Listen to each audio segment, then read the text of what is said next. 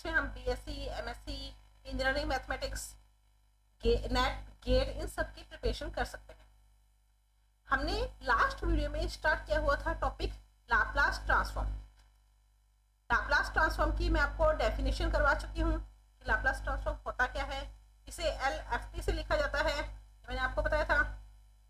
Laplace of function FT, यानी अगर किसी फंक्शन का हमें लाप्लास ट्रांसफॉर्म कैलकुलेट करना है तो उसका फॉर्मूला होता है integration of 0 to infinity e raised power minus P T F T D T.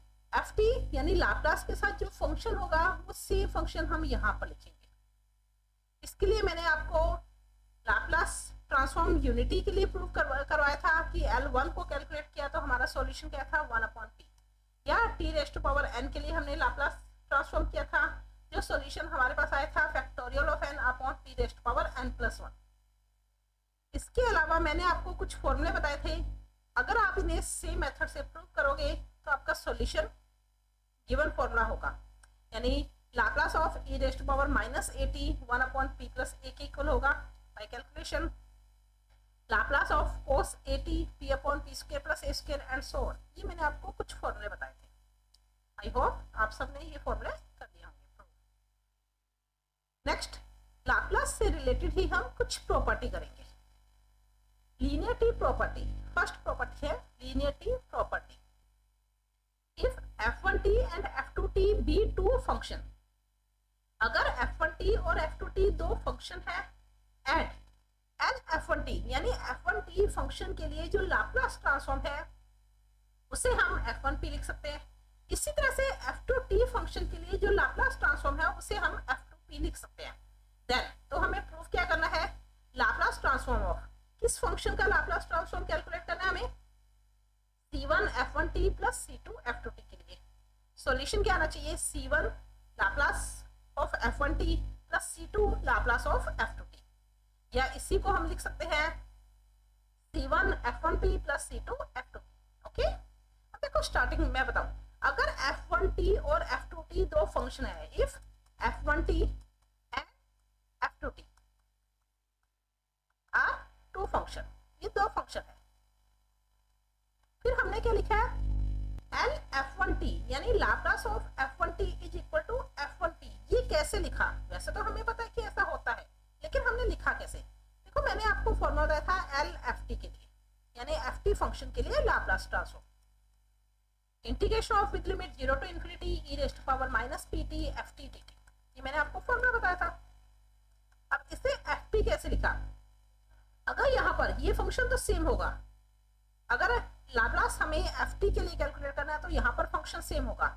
यहाँ पर देखो e raised power minus pt, t के लिए इंटीग्रेशन हो रहा है तो हमारे पास क्या बचा p, तो इसको यहाँ से ये वाला p यहाँ पर आ रहा है, इसे FP लिखा। अगर हम यहाँ पर f1 फंक्शन की बात करें तो ये f1p हो जाएगा। अगर हम f2 फंक्शन की बात करें तो यहाँ पर क्या आ जाएगा 0 to infinity e raised power minus pt f2t dt। तो ये हमारे पास क्या हुआ फंक्शन f2 और यहाँ पर p। ओके, इस तरह से यहाँ लिखा है कि L f1t equal to f1p and L f2t equal to f2p। तो हमें ये कैलकुलेट करनी है प्रॉपर्टी, यानी हमें क्या प्रूव करना है नाउ L c1 f1t यानी लाप्लास ट्रांसफॉर्म ऑफ फंक्शन क्या है हमारे पास c1 f1t plus c2 f2t, ये प्रूव करना है। इसका आंसर हमें गिवन है कि c1 f1p plus c2 f2p आना चाहिए।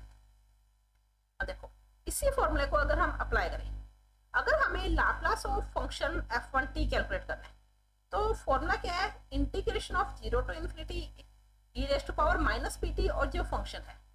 अब यहाँ पर लाप्लास ऑफ, तो लाप्लास का फॉर्मूला क्या हुआ integration with limit 0 to infinity e raised power minus pt, और यहाँ पर फंक्शन क्या हमारे पास ये complete, it mean c1 f1t plus c2 f2t, ये पूरा फंक्शन है हमारे पास dt।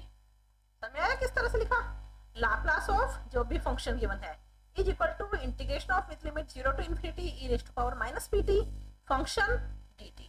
ओके, देखो integration of with limit 0 to infinity, bracket open करना सबको आता है, c1 e raised power minus pt f1t plus c2 e raised to power minus P T f2t, ये ब्रैकेट ओपन किया dt, और dt को भी आप ओपन कर सकते हो।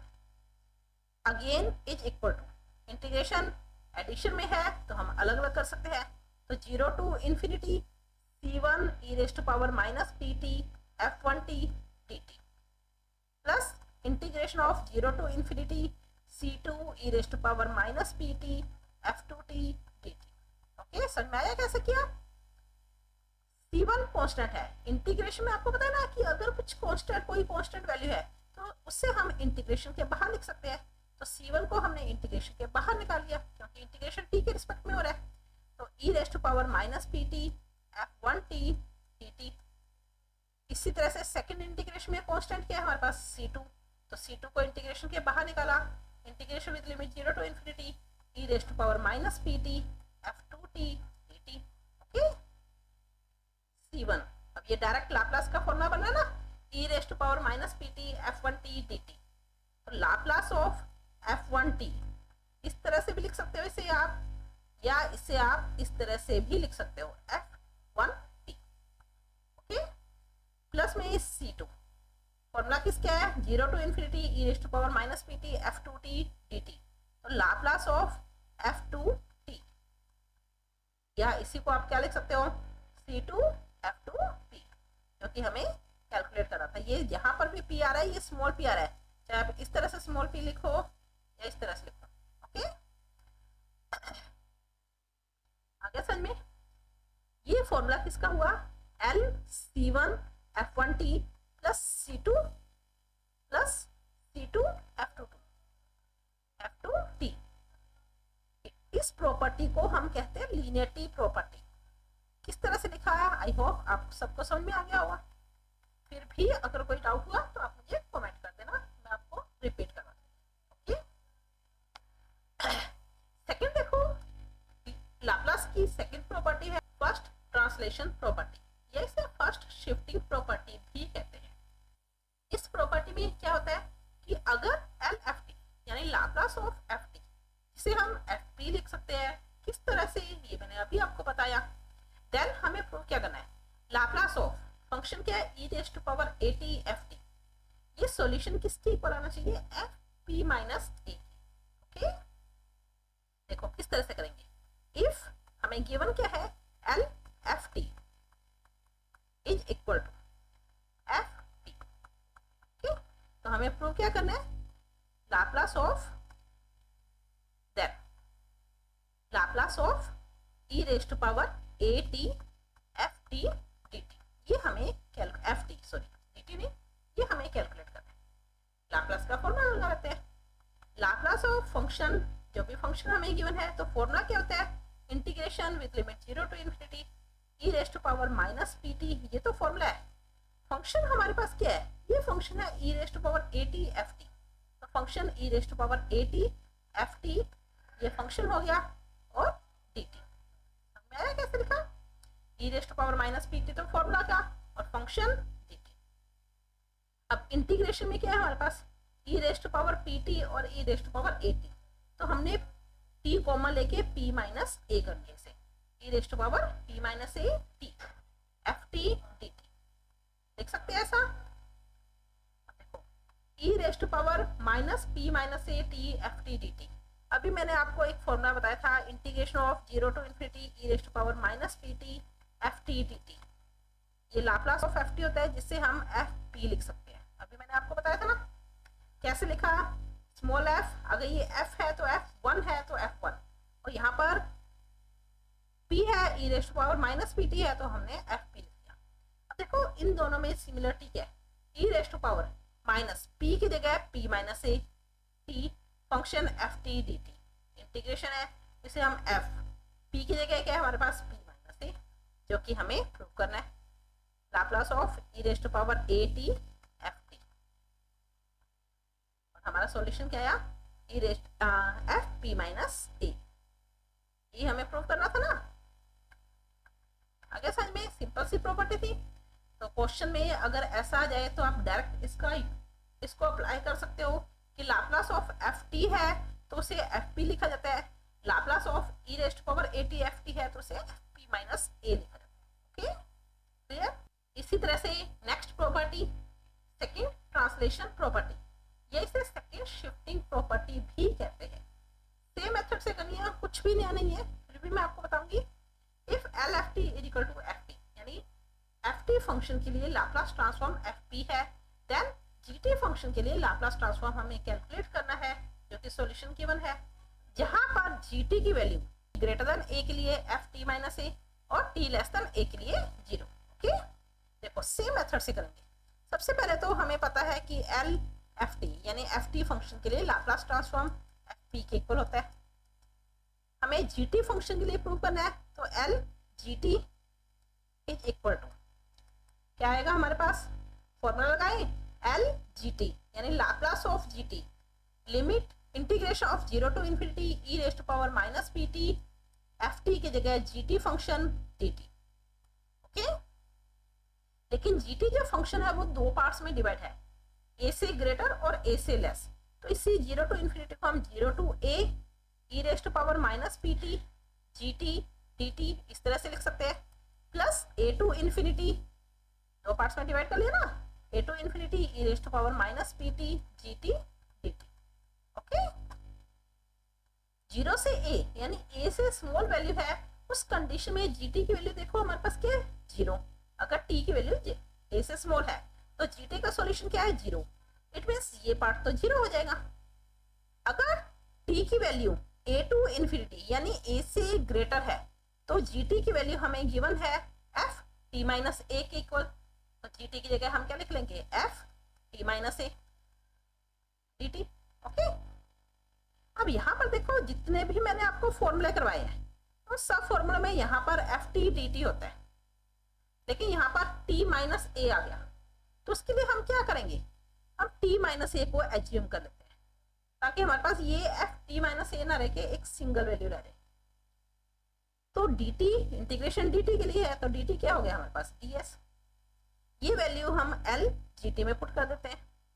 इक्वेशन बनाना चाहो आप इक्वेशन बना सकते हो, ये फर्स्ट इक्वेशन है, फर्स्ट इक्वेशन में वैल्यू पुट कर दी, तो L G T is equal to integration of A to infinity.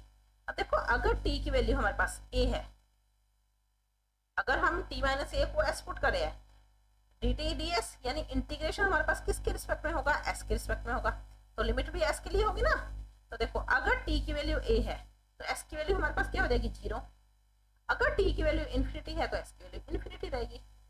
E raised power minus P, t को एस में चेंज किया तो a plus s, f t minus a यानी एफ एस, टी टी की जगह टी एस। समझ में आया ना, ऐसा किस लिए किया, क्योंकि ये फंक्शन हमारे पास सिंगल फॉर्म में होना चाहिए, F T g T F F F x F S जो भी आप बनाना चाहो, तो उसके लिए हमने टी माइनस ए को एस मान के इसे सॉल्व किया।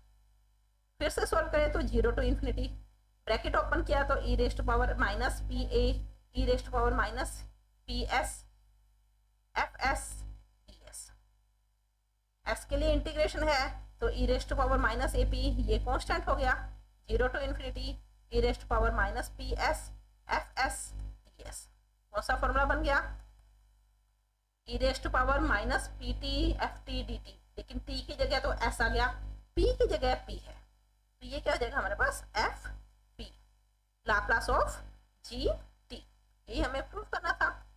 चेक करें, e raised power sorry l G T is equal to e raised power minus a p f p, e raised power minus a p f p, जो कि हमें prove करना था।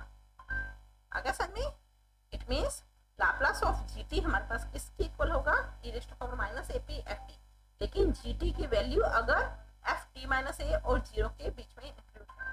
ओके क्लियर, अगर G T की value ए से greater के लिए एफ टी माइनस ए और टी अगर ए से स्मॉल है तो 0। ओके आगे समझ में। Next last property third translation property, या इसे चेंज ऑफ स्केल प्रॉपर्टी भी कहते हैं। इस प्रॉपर्टी का name change of scale property है। सेम करें, हमें एल एफ टी गिवन है, एफ पी के equal L f a T calculate करना है। स्टार्टिंग हम f80 फंक्शन के लिए करते हैं। तो फॉर्मूला क्या होता है, हम डायरेक्ट फॉर्मूला से स्टार्ट करते हैं, 0 to infinity e raised power minus P T, F T की जगह ए टी डी टी। अभी हमने किया था ना, यहाँ पर एफ टी होना चाहिए, टी नहीं है तो टी की जगह हम क्या करेंगे, ए टी को एस मान लेते हैं। तो a d t equal to d s, it means d t equal to d s upon a. ये वैल्यू हम फर्स्ट में पुट कर देंगे। तो l f a t is equal to, first equation देखो, l f a t is equal to, limit में change होगा, e raised power minus P t, t की जगह क्या आ जाएगा, एस अपॉन ए, की जगह एस अपॉन ए आएगा ना यहाँ से, एफ ए टी की जगह एस, डी टी की जगह डी एस अपॉन ए को हमने बाहर निकाल दिया। लिमिट, अगर t की वैल्यू 0 है तो s की वैल्यू 0, t इन्फिनिटी है तो s भी इन्फिनिटी होगा ना यहाँ से, तो t 0 के लिए s 0, t इन्फिनिटी के लिए s infinity. 1 upon a 0 to infinity e raised to power minus p upon a s f s d s। Okay, t की जगह तो s है और p की जगह हमारे पास क्या है, p अपॉन a। फॉर्मूला क्या बना, 1 upon a f p upon a, ans true. आगे समझ में, ये लाप्लास की ही प्रॉपर्टी थी जिन्हें हम क्वेश्चन में, जैसे हम फॉर्मूले को डायरेक्ट अप्लाई करेंगे ना, इसी तरह से इन प्रॉपर्टी को भी हम डायरेक्ट क्वेश्चन में अप्लाई कर सकते हैं। ओके, आगे समझ, यहाँ पर लाप्लास की प्रॉपर्टी कंप्लीट होती है। अभी और भी फॉर्मूले आएंगे, हम सीक्वेंस से करते रहेंगे हर एक स्टेप। यहाँ तक अगर आपको कोई भी डाउट हो तो आप मुझे कमेंट कर सकते हो, मैं आपके हर डाउट को क्लियर करूँगी। आई होप आपको आज का टॉपिक समझ में आ गया होगा। अगर आपको आज का टॉपिक अच्छा लगा तो प्लीज आप इसे लाइक करें, शेयर करें, सब्सक्राइब करें और बेल आइकन पर क्लिक करें ताकि मेरा नोटिफिकेशन